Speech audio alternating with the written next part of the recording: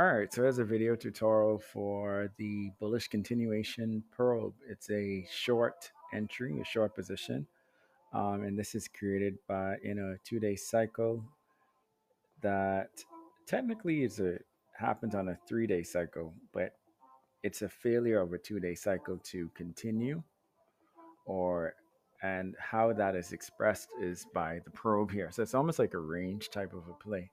So as you can see here in day one and day two, the attempt for the bullish continuation to push up here and take out these highs, right? You can see that it was a probe. And so when you look at the currency pair didn't fail to make it to these highs, right?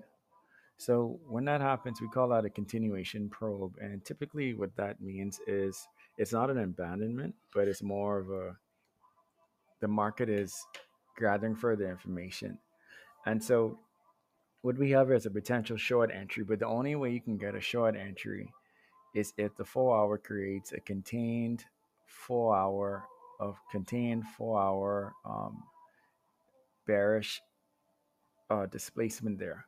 So technically, how we say it is a 4 hour bearish counter. You see the lower low of the bodies, right?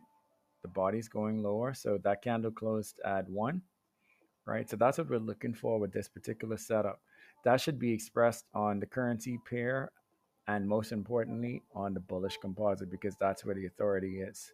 So as you can see it right there, lower low sequence with the bodies, not the wicks. We don't have to factor in the wicks here.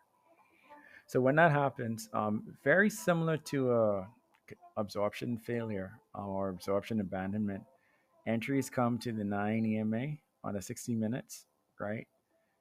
That's it. 20 EMA is not promised.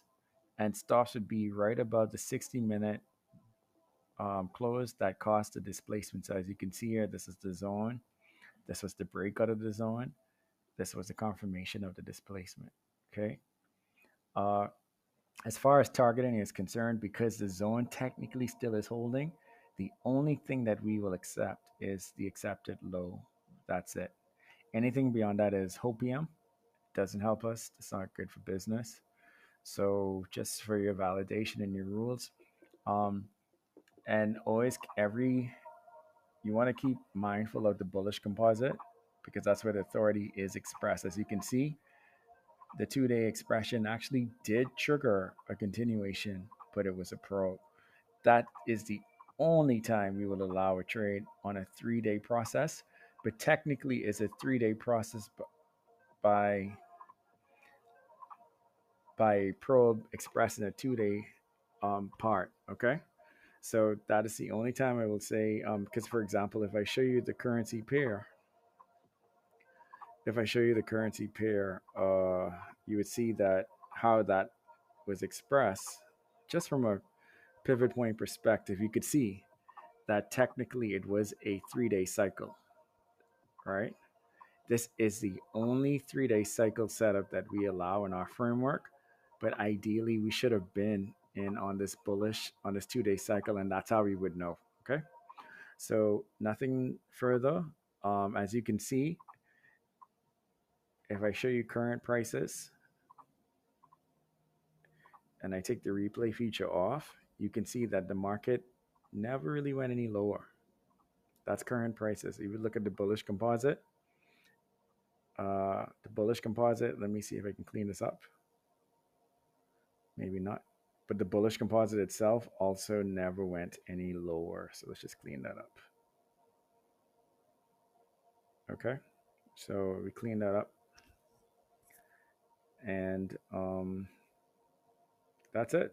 So we're not mining what happens in the bearish composite. As you can see, the authority is expressed in the bullish composite. So we clean this up and we will update you as we move forward with the setup. Thank you.